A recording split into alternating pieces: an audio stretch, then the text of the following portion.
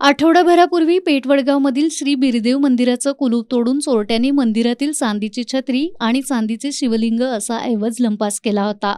या प्रकरणी पोलिसात गुन्हा दाखल करण्यात आला होता।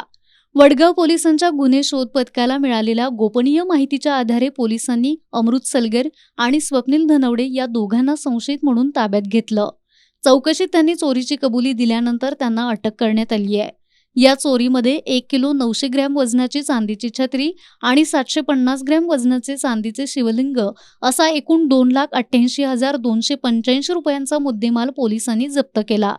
ही कारवाई पोलीस अधीक्षक निलोत्पल, उपविभागीय पोलीस अधिकारी अमोल ठाकूर यांच्या मार्गदर्शनाखाली पोलीस निरीक्षक विजय घेरडे, पोलीस उपनिरीक्षक समीर हिले, पोलीस उपनिरीक्षक राजकुमार साळुंखे, गुन्हे शोध पथकातील सहाय्यक फौजदार अंबा गुडनंके, अनिल आष्टेकर, शरद मेनकर, महेश गायकवाड, शेखर कदम या कर्मचाऱ्यांनी केली। पुढील तपास पोलीस उपनिरीक्षक समीर हिले करतायत।